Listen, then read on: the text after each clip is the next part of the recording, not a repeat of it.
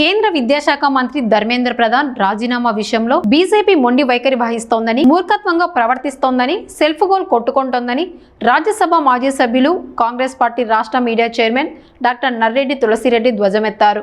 గురువారం తులసిరెడ్డి వేంపల్లి మీడియా సమావేశంలో మాట్లాడారు. కేంద్ర విద్యాశాఖ మంత్రి శ్రీ ధర్మేంద్ర ప్రధాన్ గారి విషయంలో మోడీ ప్రభుత్వం, బీజేపీ పార్టీ మొండి వైఖరి ప్రదర్శిస్తున్నాయి, మూర్ఖత్వంగా ప్రవర్తిస్తున్నాయి, సెల్ఫ్ గోల్ కొట్టుకుంటున్నాయి.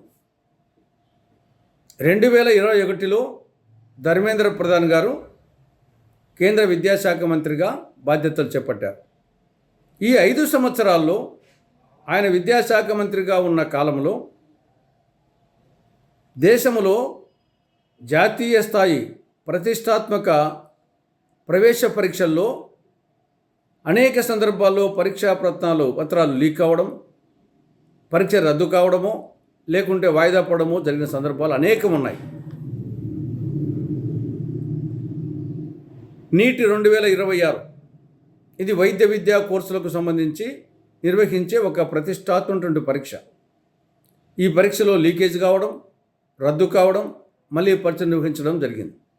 అంతకుముందు assistant professors, junior research fellowship కొరకు కండక్ట్ చేసినటువంటి యూజీసీ నెట్ ఎగ్జామ్లో కూడా పరీక్షా పత్రాలు లీక్ అవ్వడము, రద్దు కావడము పరీక్ష జరిగింది.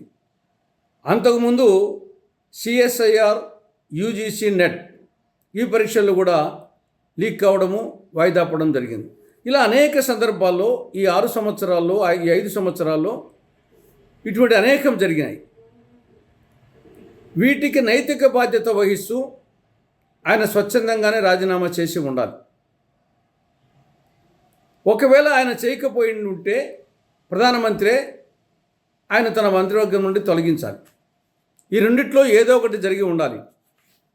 కానీ రెండూ జరగలేదు. కేంద్ర మంత్రివర్గంలో ఉన్నారు, కేంద్ర విద్యాశాఖ మంత్రిగా కొనసాగుతూ ఉన్నారు. గతంలో అనేక మంది కేంద్ర మంత్రులు తమ తమ శాఖల్లో వైఫల్యాలకు కానీ, ప్రమాదాలకు కానీ, అవినీతి ఆరోపణల మీద కానీ వాళ్ళది ప్రత్యక్ష ప్రమేయం లేనప్పటికీ నైతిక బాధ్యత వహిస్తూ రాజీనామా చేసిన సందర్భాలు అనేకం ఉన్నాయి.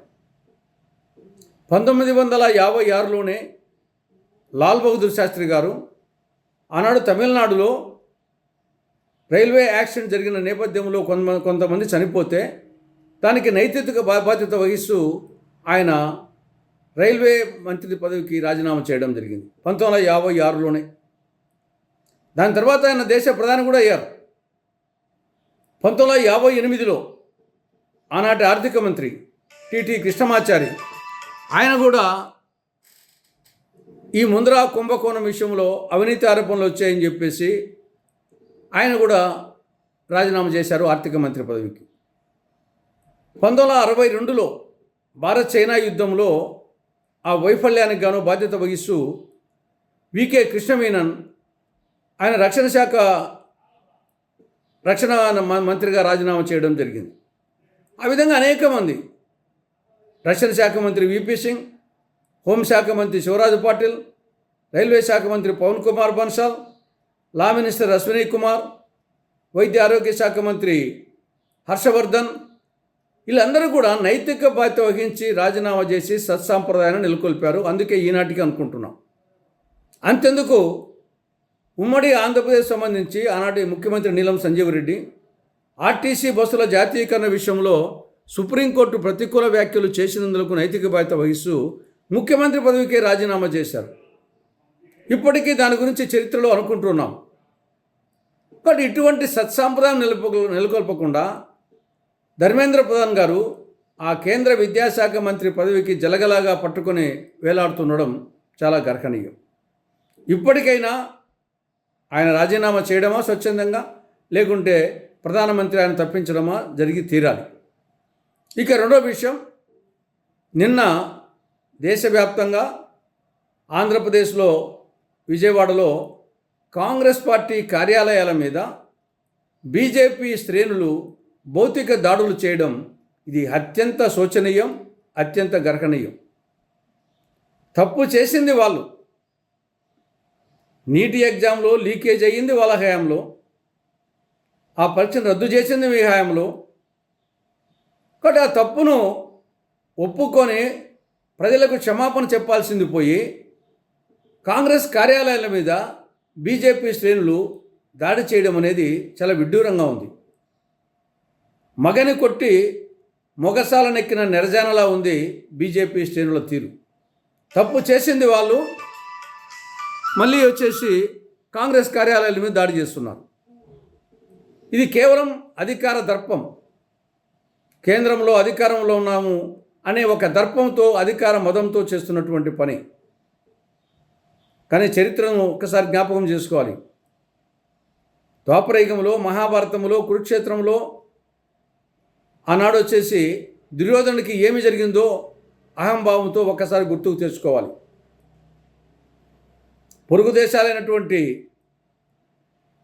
అటు శ్రీలంక కానీ, బంగ్లాదేశ్ కానీ, నేపాల్ కానీ యువత, విద్యార్థులు, నిరుద్యోగులు, ప్రజలు ఆగ్రహిస్తే ఏమవుతుందో ఒక్కసారి బీజేపీ గుర్తుకు తెచ్చుకోవాలి. బీజేపీకి పోగాలం దాపురించినట్లుంది. పోగాలం దాపురించిన వాడు హితుల వాక్యము, అరుంధతిని, దీప నిర్వాణ గంధము వినడు, కనడు, మూర్ఖనుడు అని మిత్రలాభంలో పరవస్తు చిన్నేశ్వరు అంటాడు. ఆ విధంగా బీజేపీకి పోగాలం దాపురించినట్లు కనపడతా ఉంది. రాహుల్ గాంధీ పట్ల ప్రతిపక్ష నేత, కాంగ్రెస్ పార్టీ అగ్రనేత, ఆయన పట్ల ప్రభుత్వం అనుసరించిన విధానం చాలా దుర్మార్గంగా ఉంది. ఆయన కంటి కింద గాయం కావడం, ఆయన ముక్కు నుండి రక్తం కావడం జరిగింది. రాహుల్ గాంధీ చిందించిన రక్తం ఊరికే పోదు.